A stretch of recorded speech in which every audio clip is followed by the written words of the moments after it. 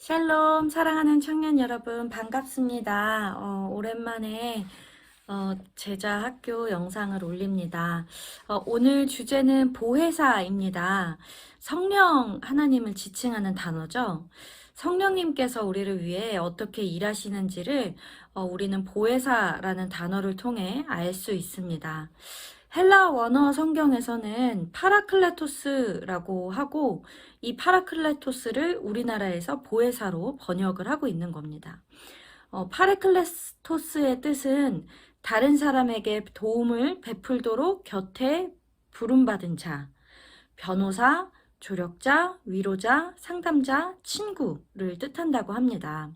즉 성령님은 우리를 도우시는 분이라는 거죠. 무엇을 도울까요? 그리고 왜 도울까요? 우리 좀 긴 말씀인데요. 말씀 한번 읽도록 하겠습니다. 요한복음 15장 26절로 27절, 그리고 16장 1절로 15절입니다. 내가 아버지께로부터 너희에게 보낼 보혜사, 곧 아버지께로부터 나오시는 진리의 성령이 오실 때에 그가 나를 증언하실 것이요 너희도 처음부터 나와 함께 있었으므로 증언하느니라. 내가 이것을 너희에게 이름은 너희로 실족하지 않게 하려 함이니 사람들이 너희를 출교할 뿐 아니라 때가 이르면 물은 너희를 죽이는 자가 생각하기를 이것이 하나님을 섬기는 일이라 하리라. 그들이 이런 일을 할 것은 아버지와 나를 알지 못함이라. 오직 너희에게 이 말을 한 것은 너희로 그때를 당하면 내가 너희에게 말한 이것을 기억나게 하려 함이요 처음부터 이 말을 하지 아니한 것은 내가 너희와 함께 있었음이라. 지금 내가 나를 보내신 이에게로 가는데 너희 중에서 나더러 어디로 가는지 묻는 자가 없고 도리어 내가 이 말을 함으로 너희 마음에 근심이 가득하였도다.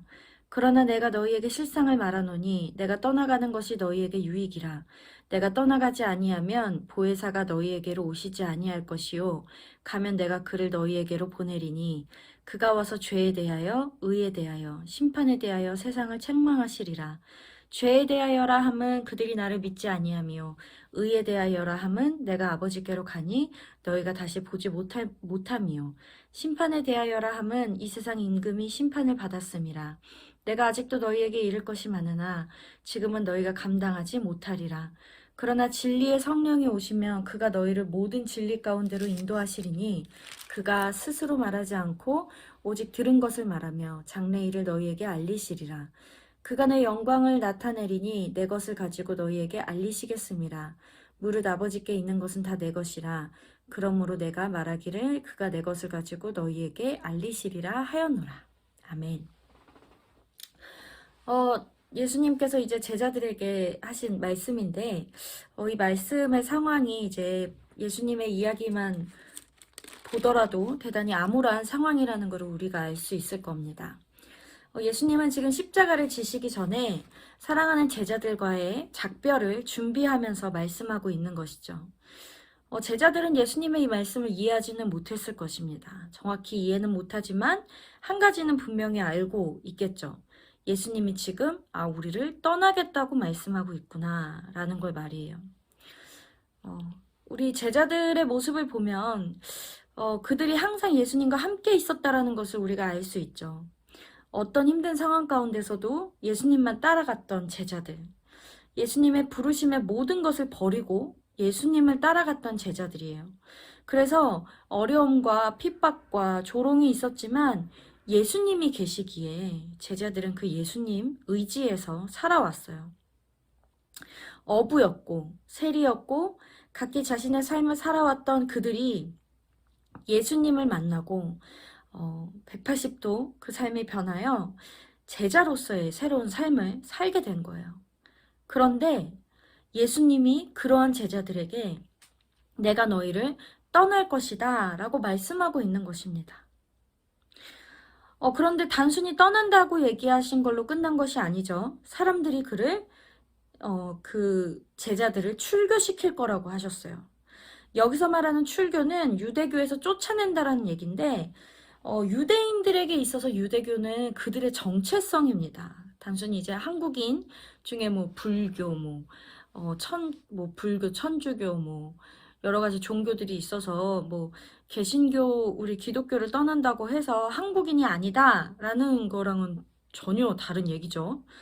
이 유대인들에게 유대교는 그들의 정체성 그 자체였어요. 유대 공동체의 뿌리입니다. 하나님께서 유대인들을 부르셔서 그들의 하나님이 되어주셨고, 유대인은 하나님의 백성으로서 한 공동체가 되었는데, 그 유대 공동체에서 하나님의 백성의 모임에게서 사람들이 제자들을 쫓아낼 것이다 라고 예수님이 말씀하고 있는 거예요. 그 바리새인들이 예수님을 미워했고 제사장과 그 무리가 예수님을 호시탐탐 노렸지만 예수님과 제자들은 여전히 유대인이었고 유대 공동체원이었어요. 그러나 예수님이 말씀하시는 건 예수님이 떠나고 그 이후에 스승을 잃어버린 제자들이 그들의 삶의 뿌리마저도 그들의 근원마저도 잃어버리게 될 것이다 라고 예수님이 말씀하고 있는 겁니다. 그뿐만 아닙니다. 그들은 공동체에서 삶의 터전에서 삶의 뿌리에서 쫓겨날 뿐 아니라 박해당하고 결국 죽게 될 것이며 그 일을 행하는 자들, 예수님의 제자들을 박해하고 죽게 할 이 자들은 자기들이 바로 하나님을 섬기는 모습이라고 생각을 할 거라는 거예요. 그 스스로 하나님을 섬기는 자들이 누구입니까? 그들의 동족 유대인들이라는 겁니다. 그들이 사랑하는, 그들과 함께하는 그들의 이웃들이 자신들을 박해하고 죽이되 그들의 확신대로 이것이 옳은 일이다. 이것이 하나님의 뜻이다 라고 생각하게 될 것을 예수님은 말씀하고 있는 거예요. 우리가 예수님의 말씀을 들은 제자들의 마음, 상황을 한번 생각해 보았으면 좋겠습니다. 제자들이 얼마나 숨이 턱 막혔을까요? 이스라엘의 회복을 가져다 주실 분, 메시아, 구원자, 살아계신 하나님의 아들 그 예수님의 말씀과 기적을 보면서 제자들이 그동안 소망을 가지고 있었는데 정말 이제 우리 민족이 해방을 겪게 될 것이고 막 부흥하게 될 것이고 정말 다윗의 왕국이 다시금 회복될 것이라고 그렇게 기대하며 소망하면서 예수님을 따랐는데 그런데 예수님이 간다고 하는 거예요. 예수님이 떠난다고 하는 거예요. 그들이 꿈꿔왔던 이 이스라엘의 회복뿐 아니라 자신들의 삶의 터전마저도 빼앗기고 자신들의 이웃들이 자기를 죽이고 미워하고 쫓아낼 거라는 거예요. 예수님의 떠나심은 제자들이 겪게 될 박해는 결국 십자가는 제자들을 실족하게 만듭니다. 제자들의 마음을 무너뜨리고 제자들의 믿음을 실족하게 만들어요. 예수님은 이것을 너무나 잘 알고 계셨어요. 예수님이 잡혀가실 때 제자들이 낙심하여 도망갈 것을 말이에요. 예수님이 채찍을 맞으실 때 예수님을 사랑하는 제자가 예수님을 모른다고 할 것을.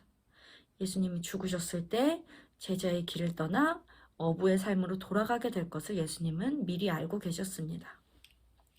예수 그리스도의 십자가가 그들을 실족시킬 것이고 실망시킬 것이고 그들이 겪게 될 그 끔찍한 박해가 그들을 실족하게 할 것을 예수님의 떠남이 그들의 홀로 남겨짐이 혼자 끙끙 앓게 될 제자들의 그 고된 삶이 그들로 하여금 실족하게 할 것을 예수님은 너무나 잘 알고 계셨어요. 그래서 주님이 말씀하십니다. 예수님이 떠나실 것을 미리 말씀하세요. 예수님이 십자가 지실 것을 미리 말씀하십니다.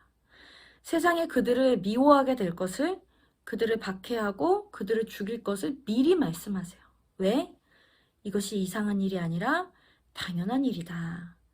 각오해라. 그뿐 아니라 그 일을 그들이 겪게 되었을 때 예수님이 하신 말씀이 그대로 이루어졌구나 하며 세상을 두려워할 것이 아니라 예수님의 말씀에 놀라워하고 그 말씀하신 예수님의 다시 오실 것을 믿게 하시기 위해서 예수님 말씀하셨다는 것이죠. 그것과 동시에 이제 약속한 것이 있는데 바로 오늘 주제인 성령 하나님, 보혜사 성령입니다. 그들이 겪게 될 박해 속에서 그들이 감당하게 될 제자들이 감당하게 될 시험 속에서 능히 그들로 하여금 실족하게 만드는 이 악하고 무서운 세상 속에서 그들이 오히려 실족하지 않도록 그들이 굳건하게 설 수 있도록, 넘어지더라도 다시 일어날 수 있도록 도우시고 붙드시고 감싸 안아주시는 보혜사 성령을 주시겠다. 예수님께서 제자들에게 말씀하고 있는 겁니다. 여러분, 보혜사 성령께서 우리를 위해서 어떤 일을 하시냐면요. 우리가 실족할 수밖에 없게 만드는 이 세상에서 넘어지고 쓰러지고 무너져서 더 이상 회복이 불가능한 상태로 만들어버리는 이 힘든 인생 가운데 우리를 실족하지 않도록 붙들어 주시고 다시금 믿음으로 일으켜 세워주시는 분이 바로 보혜사 성령이시라는 거예요. 그분이 어떻게 우리를 붙들어 주시고 우리를 일으켜 세우실까요? 바로 믿음을 주시고 확신을 주시는데 무엇을 믿냐? 우리를 위해 십자가 지신 예수 그리스도, 부활하시고 승천하셔서 승천하시며 다시 오실 우리 구주 예수님을 바라보는 믿음, 그것을 성령께서 우리에게 주시고 계속해서 이어가게 하신다라는 거예요. 요한복음 16장 7절로 11절입니다. 그러나 내가 너희에게 실상을 말하노니 내가 떠나가는 것이 너희에게 유익이라. 내가 떠나가지 아니하면 보혜사가 너희에게로 오시지 아니할 것이요. 가면 내가 그를 너희에게로 보내리니 그가 와서 죄에 대하여 의에 대하여 심판에 대하여 세상을 책망하시리라. 죄에 대하여라 함은 그들이 나를 믿지 아니하며 의에 대하여라 함은 내가 아버지께로 가니 너희가 다시 나를 보지 못하며 심판에 대하여라 함은 이 세상 임금이 심판을 받았음이라. 보혜사 성령이 오시는데 그 보혜사 성령께서 하시는 일이 책망하시는 것이다 라고 말씀하고 있어요.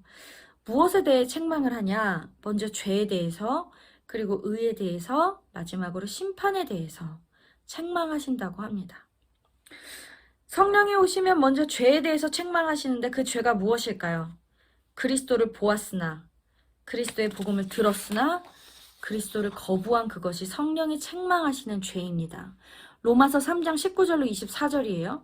우리가 알거니와 무릇 율법이 말하는 바는 율법 아래에 있는 자들에게 말하는 것이니 이는 모든 입을 막고 온 세상으로 하나님의 심판 아래에 있게 하려 함이라. 그러므로 율법의 행위로 그의 앞에 의롭다 하심을 얻을 육체가 없나니 율법으로는 죄를 깨달음이니라.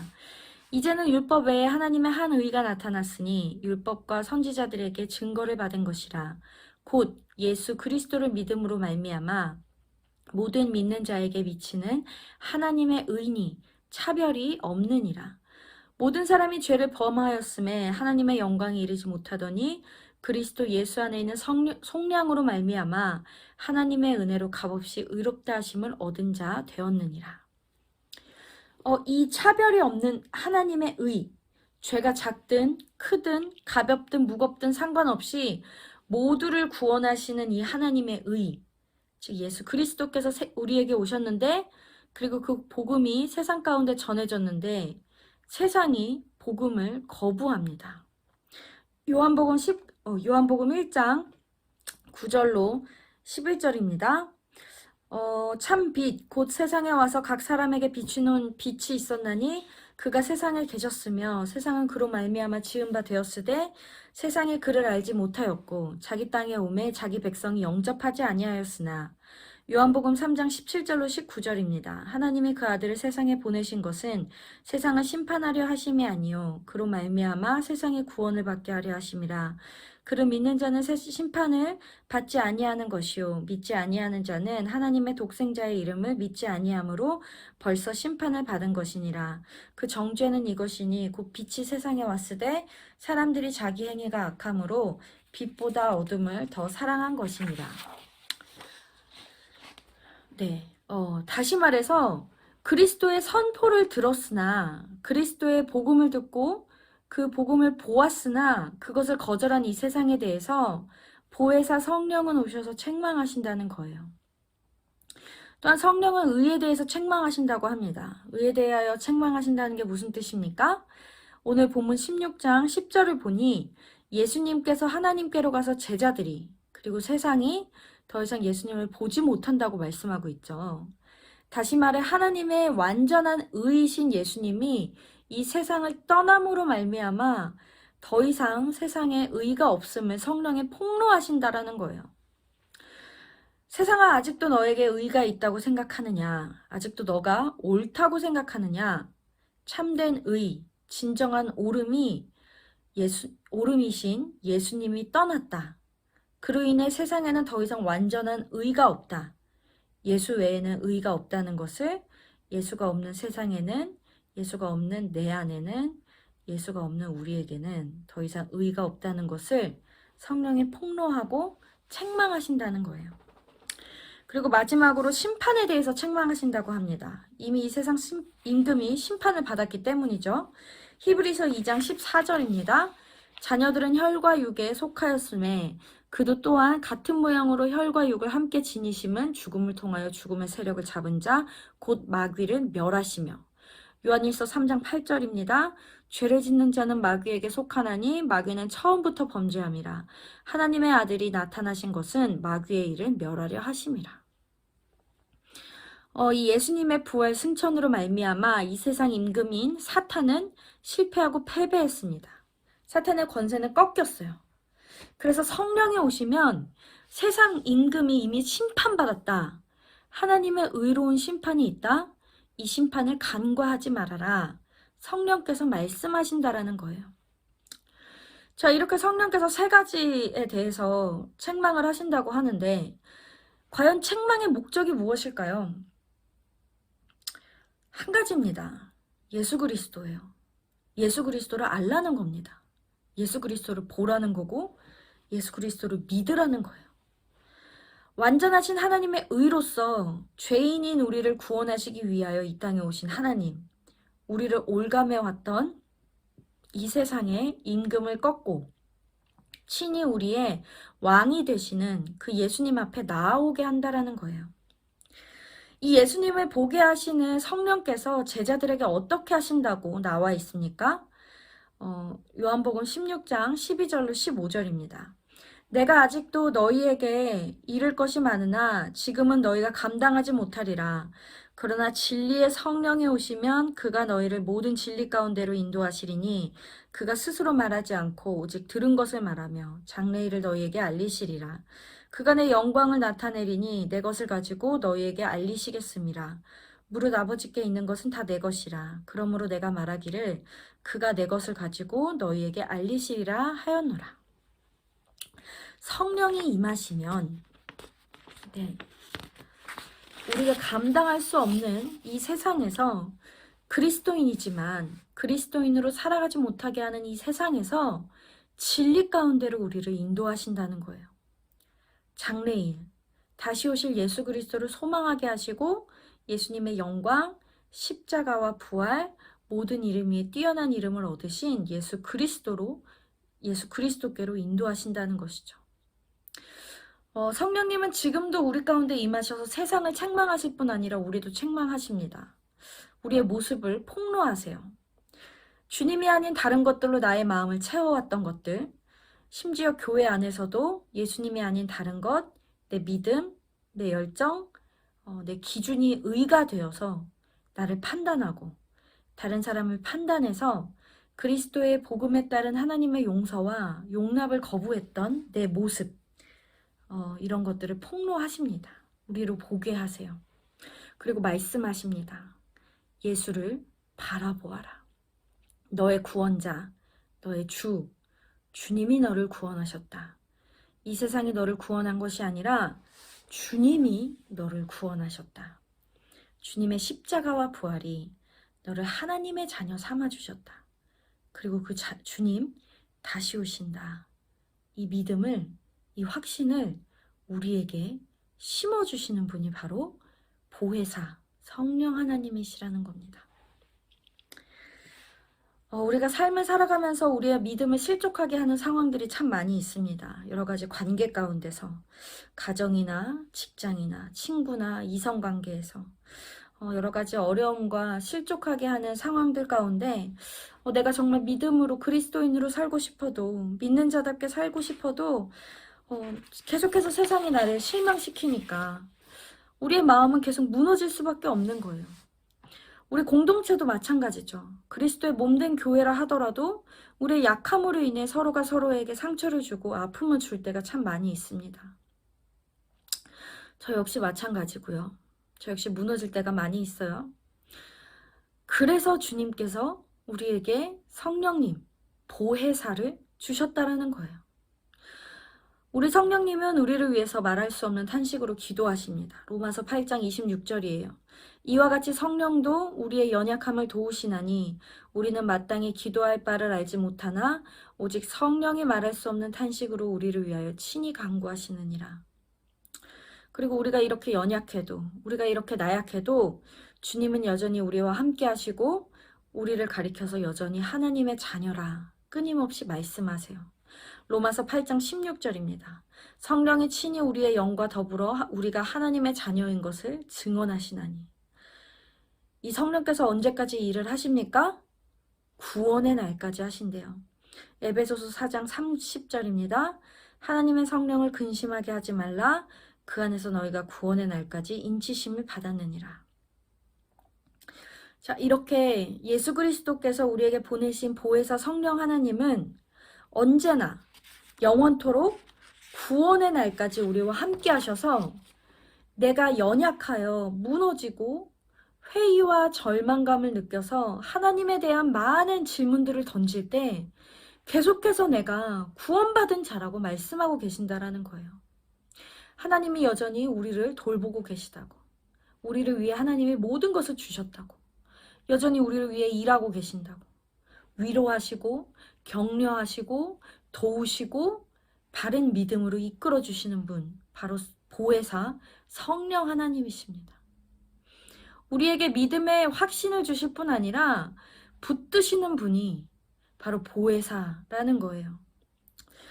여러분, 십자가는 우리로 하여금 실족하게 만듭니다. 고난과 박해는 우리의 마음을 무너지게 하고 하나님을 믿는 믿음에 회의를 가지게 해요.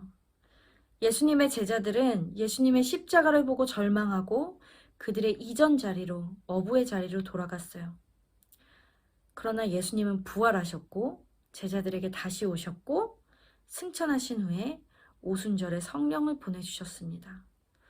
우리의 믿음의 회의를 갖게 되고 낙심하게 될 때 우리를 붙드시는 분, 우리가 의지해야 할 것은 바로 우리를 위해 말할 수 없는 탄식으로 기도하게 하시고 그리고 우리로 하여금 예수 그리스도를 온전하게 바라보게 하시는 성령 하나님이시라는 거예요. 이분이 바로 우리를 도우시는 보혜사 성령입니다. 사랑하는 대원의 청년 여러분, 우리는 우리의 힘으로 우리의 믿음을 지켜나갈 수 없습니다. 하나님께서 주셨기에 하나님이 지켜주셔야 돼요. 여러분, 하나님이 여러분에게 믿음을 주셨어요. 그리고 그 믿음 하나님이 지켜주십니다. 그리스도께서는 우리에게 보혜사 성령을 보내주셨어요. 보혜사 성령을 의지해서 지금도 우리를 붙들어 주시고 우리가 온전한 믿음으로 하루하루를 살아갈 수 있도록 우리의 삶을 그리스도인으로서 온전히 살아갈 수 있도록 도와주시는 그 보혜사 성령 하나님을 의지하며 오늘 하루도 승리하는 저와 여러분 되시기를 주님의 이름으로 축복합니다. 우리 오늘 이번 한 주도 잘 마무리하시고 우리 주일에 뵙도록 하겠습니다. 안녕.